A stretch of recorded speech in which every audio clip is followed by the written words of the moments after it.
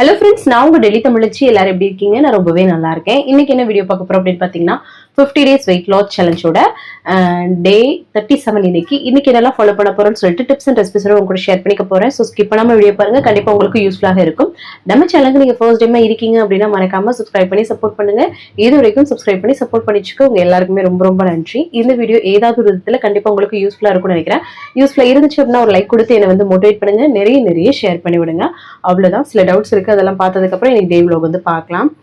நீங்க வந்து எந்த ஏரியால இருக்கீங்கன்னு கேட்டிருந்தீங்க. வசந்த் விகார் நியர் முருகன் கோயில் பக்கத்துல. நீங்க வந்து லவ் மேரேஜா இல்ல அரேஞ்ச் மேரேஜா கேட்டிருந்தீங்க. அரேஞ்ச் மேரேஜ் தான் சிஸ்டர். ஸோ சொந்தத்துல தான் கல்யாணம். ஸோ எல்லாமே டீட்டெயில்ல இந்த சேலஞ்ச் முடிச்சதுக்கு அப்புறம் ஒரு வீடியோவா நான் போட போறேன். சரிங்களா? பசங்களோட நேம் என்னன்னு கேட்டிருந்தீங்க. கவன் சங்கர், தருண் சங்கர். சிலிண்டர் இப்போ உங்களுக்கு கிடைக்குதா இங்க அப்படின்னு கேட்டீங்க. கிடைக்குது சிஸ்டர். 100 ரூபா அதிகமாயிருக்கு. ஒயிட் ரைஸ் வந்து கண்டிப்பாக சாப்பிடணும் அப்படின்னு சொல்லிட்டு டாக்டர் சொல்கிறதா சொல்லியிருக்கீங்க. அதுக்காக காப்ஸும் தேவை அப்படின்றதுக்காக காப்ஸ் நிறைய விஷயங்கள் நம்ம சாப்பிட்ற வெஜிடபிள்ஸ்லேருந்து நம்ம சாப்பிட்ற ஃபைபரும் காப்ஸும் சேர்ந்த மாதிரி நிறைய பொருட்களுக்கு நம்ம எடுத்துகிட்டு தான் இருக்கும். ஸோ அதனால் அப்படி ஒன்றும் இம்பார்ட்டன்ட் கிடையாது சிஸ்டர். ராகி புட்டு சாப்பிடலாமா கேட்டீங்க. சாப்பிடலாம். வெறும் தேங்காய் துருவல் மட்டும் போட்டு வித்தவுட் எனி சுகர், எந்த வகையான சுகருமே ஆட் பண்ணக்கூடாது. எக்கு ஏன் இவ்வளோ வாங்குறீங்க அப்படின்னு சொல்லி கேட்டிருந்தீங்க. முட்டை வந்து பார்த்தீங்கன்னா இப்போ வந்து மழை அந்த மாதிரி சீசனாக தான் இருக்குது. இப்போ கெட்டு போகாது. நல்ல வெயில் வரும்போது தான் கெடும். அப்போ வந்து நாங்கள் கம்மி பண்ணிடுவோம். முட்டை சாப்பிட்டா ரொம்ப சூடாகிடும். ஸோ இப்போ வந்து எங்கள் வீட்டில் நாங்கள் எல்லோரும் சாப்பிட்டா எங்களுக்கு அதான் டெய்லி கூட எடுத்துக்கிறோம் இல்லையா? ஸோ அதனால காலி ஆகிடும். ஆல்மோஸ்ட் இன்னைக்கு கமெண்ட் எல்லாமே ரிப்ளை பண்ணி வச்சுங்க. வேறு ஏதாவது டவுட் இருக்குன்னா கமெண்ட்ஸ்ல கேளுங்க. அடுத்த தேவையில் உங்க கூட ஷேர் பண்ணிக்கிறேன். இன்னைக்கு பிறந்தநாள் அப்புறம் திருநாளுக்கான அனைவருக்குமே என்னோட மனமார்ந்த வாழ்த்துக்கள். வாங்க இன்னைக்கு டே vlog வந்து பார்க்கலாம். ஸ்கிப் பண்ணாம எப்படி பாருங்க. செம்ம இடி மழைங்க டெல்லியில. ஸோ இன்னைக்கு வந்து பேஞ்சிட்டு இருக்குது. ஸோ நம்ம ஊர்ல எப்படி இருக்கு கிளைமேட்ன்றதையும் கமெண்ட்ஸ்ல சொல்லுங்க. வாங்க பார்க்கலாம். காலையிலே நல்லா வந்து ஃப்ரெஷ்ஷாக வந்து டே வந்து ஸ்டார்ட் பண்ணியாச்சுங்க. இதுக்கப்புறமா வந்து பார்த்தீங்கன்னா வேலையை ஸ்டார்ட் பண்ணிட்டேன். லஞ்ச் பாக்ஸ் பேக் பண்ணணும் இல்லையா? ஸோ அதனால் எம்டி ஸ்டமக்லாம் அப்புறமா எடுத்துக்கலாம் வெயிட் அப்படின்னு சொல்லிட்டு நான் படுக்க வேலையை ஸ்டார்ட் பண்ணிட்டேன். ஃபர்ஸ்ட் வந்து பார்த்தீங்கன்னா மாவு தான், இட்லி மாவு இருந்துச்சுங்க. சரின்னு இட்லியை ஊற்றிடலாம், அவனோட ஃபேவரட்டும் அதுதான் சொல்லிட்டு அதை தான் வந்து ப்ரிப்பேர் பண்ணிட்டுருக்கேன் நான். ஸோ டக்குன்னு வேலையை ஸ்டார்ட் பண்ணிட்டேன். ஒரு சைடு வந்து பார்த்தீங்கன்னா காஃபியும் வந்து போட்டு கொடுத்துட்டேன் அவங்களுக்கு. காலையில் எந்திரிக்கிறது தாங்க பெரிய டாஸ்க்காக இருக்குது. கொஞ்சம் சீக்கிரமாக எந்திரிக்கிற மாதிரி இருக்கா, செம்ம லேட்டாக வேறு தூங்குறோமா, அதனால ரொம்ப கஷ்டமாக இருக்குது. ஸோ அப்புறமா சரின்னு தக்காளி சட்னி அரைக்கிறதுக்கு அதுக்கும் வந்து வதக்கி விட்டுட்டு இருக்கேன். சும்மா எப்பவும் போல தான் நம்ம பண்ணுவோம்ல அந்த மாதிரி தக்காளி சட்னி. அவனுக்குமே அதுதான் பிடிச்சிருக்கு, தக்காளி சட்னி ரொம்ப பிடிக்கும். ஸோ அதனால ப்ரிப்பேர் பண்ணியாச்சுங்க. ஸோ அதுக்கப்புறம் நிறைய பேர் கேட்குறீங்க, பையன் வந்து அழுகுறானா ஸ்கூலுக்கு போகும்போது அப்படின்னு. அப்படிலாம் அழுகலாம் இல்லைங்க, வாடுக்க கேஷுவலாக இருக்கான். செட் ஆகிடுவாங்க நம்ம பசங்க எப்போவுமே. ஸோ அதான். அதுக்கப்புறமா இட்லி ஊற்றி எடுத்துட்டாச்சு.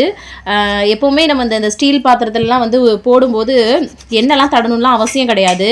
சைடில் வந்து பாலும் வந்து ஆற்றி கொடுத்துட்டேன். அப்புறம் ஆப்பிளும் வந்து கட் பண்ணி எடுத்துக்கிட்டேன். ஸோ அதுக்கப்புறம் சட்னியை அரைச்சாச்சு, வதக்குனதை ஆற வச்சு அரைச்சாச்சுங்க. அதுக்கப்புறம் அவருக்கு வந்து ஃப்ரூட்ஸு, ஒரு ஆப்பிள், அதுக்கப்புறமா ஒரு பனானா, அதுக்கப்புறம் இட்லி சட்னிலாம் வச்சு பேக் பண்ணி ஹஸ்பண்ட் வந்து தம்பியை வந்து கிளப்பி விட்டுட்டாங்க.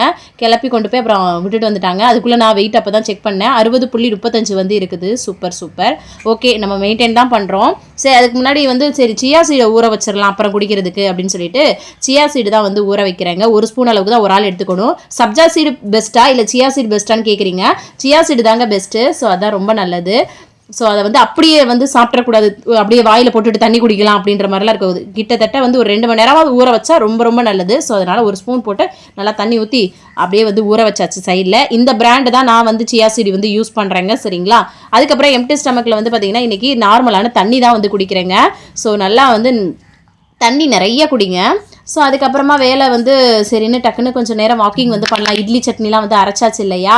ஸோ அதனால் வந்து பார்த்திங்கன்னா சூப்பராக வந்து வாக்கிங் வந்து 1/2 மணி நேரம் பண்ணியாச்சு. நீங்கள் வெயிட் லாஸ் பண்ணுறீங்கன்னா நல்லா 1 மணி நேரம் வாக்கிங் பண்ணுங்கள். உங்களோட வெயிட் லாஸ்க்கு ரொம்ப ஹெல்ப்ஃபுல்லாக இருக்கும். நான் ஜஸ்ட் மெயின்டைனிங். சரிங்களா? அதுக்கப்புறமா காஃபிலாம் போட்டுடலான்னு சொல்லிட்டு 2 பேருக்கும் காஃபியை போட்டுட்டு அப்புறமா வந்து பார்த்திங்கன்னா நைட்டே நான் வந்து பச்சை பயிறு தான் வந்து ஊற வச்சுருந்தேங்க. ஸோ அதை தான் வந்து எடுத்திருக்கேன். ஸோ பச்சைப்பயிர் வந்து வெயிட் லாஸ்க்கு ரொம்ப ரொம்ப நல்லதுங்க. ஏன்னு பார்த்தீங்கன்னா அதில் ப்ரோட்டீன் அவ்வளோ இருக்குது, ரொம்ப ரொம்ப நல்லது. இதை முளைக்கட்டினா இன்னுமே நல்லதுங்க. ஸோ நான் நைட்டு ஊற வச்சிருக்கேன் இல்லையா, ஸோ அதை வந்து கொஞ்சமாக வந்து எடுத்துக்கிறேன் என்னோட பிரேக்ஃபாஸ்ட்டுக்காக. அதுக்கப்புறம் மிச்சத்தை நான் வச்சுட்டு நைட்டுக்கு வந்து தோசை வந்து பண்ணலாம் அப்படின்னு சொல்லிட்டு வச்சுட்டேங்க.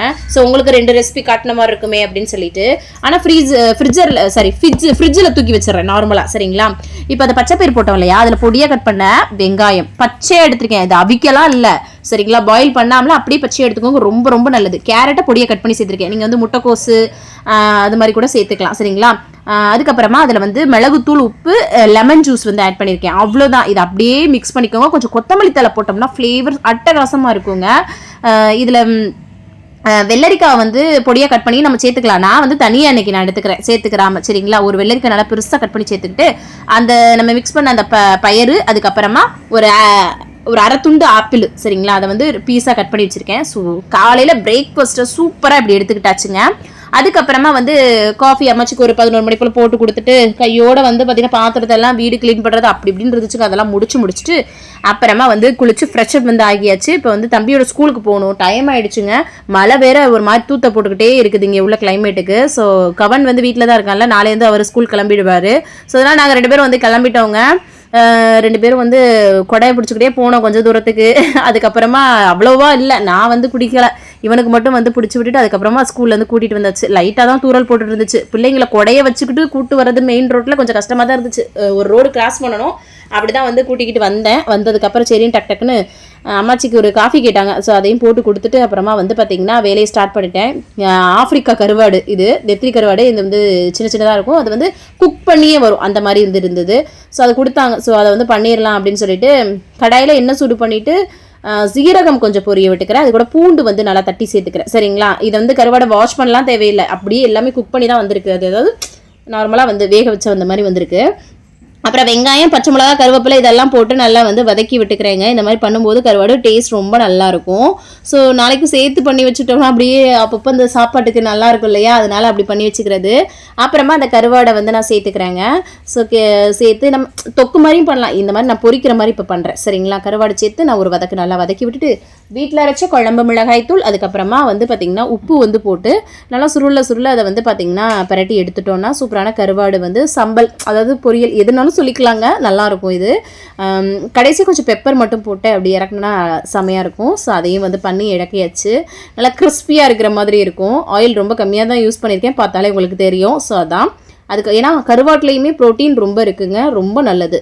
அதுக்கப்புறம் அவல் எடுத்திருக்கேன். அவலை நல்லா இந்த மாதிரி வாஷ் பண்ணிக்கிறேன். சரிங்களா, என்னென்னா வாஷ் பண்ணிவிட்டு அதை தண்ணியை ஃபில்டர் பண்ணிவிட்டு அப்படியே நம்ம வச்சிட்டோம்னா கொஞ்சம் நேரத்தில் அது சாதம் மாதிரி உதிரியாக வந்துடும். சரிங்களா, அதுக்கப்புறமா எங்கிட்ட வந்து டக்குன்னு ஒரு 2 முட்டையை ஆம்லெட் போட்டு எடுத்துக்கலாம் அப்படின்னு சொல்லிட்டு பிளைனாக தான் வந்து போட்டு எடுத்துக்கிறேன். சரிங்களா, ஆயில் கம்மியாக யூஸ் பண்ணுங்க எப்போவுமே, அதான் நான் சொல்கிறது. அதுக்கப்புறமா இந்த சைடு வந்து அவல் எவ்வளோ சூப்பராக உதிரியாக ரெடி ஆயிடுச்சா. இதில் வந்து நம்மளோட ரசத்தை வந்து ஊற்றுறோம். நேற்று ரசம் வச்சது அப்படியே பேலன்ஸ் இருந்துச்சு, சேர்த்து தான் பண்ணியிருந்தேன் இல்லையா. ஸோ அந்த ரசத்தை ஊற்றி சூப்பராக சாப்பிட போகிறோம். இப்போ அவள் கூட தான் ரசம் வச்சு சாப்பிடணும்னு கிடையாது, நிறைய ஆப்ஷன் இருக்குது. அப்புறமா இது இருக்குது இல்லையா, மில்லட் ரைஸு, கோதுமை ரவை, அது கூடலாம் வச்சு சாப்பிடலாம். அந்த முட்டை சேர்த்த ஆம்லெட்டு, அது கொஞ்சம் கருவாடு, வெள்ளரிக்காயெல்லாம் வச்சு சூப்பராக லஞ்சை முடிச்சிட்டேன். கையோட பாத்திரத்தெல்லாம் விலக்கி போட்டு அந்த வேலையை முடிச்சுட்டு அதுக்கப்புறமா வந்து பார்த்திங்கன்னா ஈவினிங் ஆயிடுச்சு. வீடியோ எடிட்டிங்லாம் பண்ணிட்டு தான் அவனுக்கு டியூஷன் டைம் ஆயிடுச்சு. அவனை கொண்டு போய் விட்டுட்டு வந்துட்டு அதுக்கப்புறமா அந்த சியா சீடு ஊற வச்சுருந்தோம்ல, அதை இப்போ தான் வந்து குடிக்க போகிறேன். 11 மணிக்கே குடிக்கலான்னு பார்த்தா டைம் இல்லை, அதுக்கப்புறமா வேலையிலே இருந்துட்டேன். ஸோ அதனால் அந்த சியா சீடை அப்படியே சேர்த்துட்டு லெமன் ஜூஸு, அதுக்கப்புறமா தண்ணி ஊற்றி அப்படியே குடிச்சிக்கலாம். உப்பு போடணுன்னா போட்டுக்கலாம், இல்லைன்னா அதை ஸ்கிப் பண்ணிக்கிறதே நல்லது தான். சரிங்களா, இதை வந்து நம்ம வந்து குடிச்சிட்டு வரும்போது அவ்வளோ நல்லதுங்க. உங்களுக்கு டைஜஷனுக்கு ஃபைபர் நிறையா இருக்குது, வெயிட் லாஸ்க்கு நிறைய இதில் ஹெல்த் பெனிஃபிட்ஸ் இருக்குது. நல்லா மிக்ஸ் பண்ணிட்டு குடிங்க, இல்லைனா கீழே இறங்கி தான் இருக்கும். மேலேயும் கீழேயும் நல்லா இறங்கிரும், நடுவில் வந்து தண்ணி மாதிரி இருக்கும். அதனால தான். அப்புறமா அம்மாச்சிக்கு ஒரு டீ எல்லாம் போட்டு கொடுத்துட்டு அப்புறமா அந்த பச்சைப்பயிரை வந்து ஃப்ரிட்ஜில் வச்சுருந்தாரு, அதை வச்சு தான் இப்போ தோசை பண்ண போகிறோம். சரிங்களா, ஸோ அந்த பச்சைப்பயிரை அப்படியே எடுத்து நான் எடுத்துக்கிறேன். கொஞ்சமாக வந்து இப்போ பச்சைப்பயிறு 1 பங்கு எடுக்கிறோம்னா அரை பங்கோ இல்லைனா காப்பங்கோ வந்து சோயா சங்க்ஸ் இந்த மாதிரி சுடுதலில் போட்டு எடுத்துட்டு நல்லா அதை வந்து ஆற வச்சு நல்லா பிழிஞ்சிட்டு நம்ம வந்து எடுத்துக்கணும். சரிங்களா, இப்போ வந்து மிக்சர் ஜாரில் அந்த பச்சைப்பயிரை வந்து போட்டுட்டு அது கூடயே வந்து பார்த்திங்கன்னா நம்மளோட மீன் மேக்கர் அதையும் போட்டு நம்ம வந்து இப்போ அரைக்க போகிறோம். சரிங்களா, அது கூடயே வந்து கொஞ்சம் கொத்தமல்லி தலையும் நம்ம சேர்த்துக்கலாம், இன்னும் நிறையா கூட நீங்கள் சேர்த்துக்கலாம் தேவைன்னா. அது கூடயே வந்து பச்சை மிளகா வந்து காரத்துக்கு ஏற்ப சின்ன துண்டு இஞ்சியும் சேர்த்துட்டு கூடவே வந்து பார்த்திங்கன்னா ஜீரகம் வந்து சேர்த்தா ஃப்ளேவர் நல்லா இருக்கும் சரிங்களா. அதையும் போட்டு நல்லா மிக்ஸ் பண்ணி நம்ம அரைக்க போகிறோம். அவ்வளோதான், சூப்பராக ரெடி ஆகிடும். அதை அப்படியே அரைச்சி நம்ம வந்து எடுத்துக்கிறேன். இதில் வந்து பார்த்திங்கன்னா நம்ம வந்து உப்பு போட்டு அப்படியே வந்து கரைச்சிக்க வேண்டியதான் தோசை மாப்பத்தில். இது வந்து பார்த்திங்கன்னா ஊற வைக்கணும், அந்த புளிக்க வைக்கணும் அதெல்லாம் கிடையாது. உடனே வந்து பார்த்திங்கன்னா தோசை சுட்டுறலாம். ஸோ இந்த மாதிரி இருக்கா. இப்போ வந்து நம்ம ஊத்தாப்பம் மாதிரி வேணால் போட்டிக்கலாம், இல்லைனா கிறிஸ்பியாக பண்ணிக்கலாம்.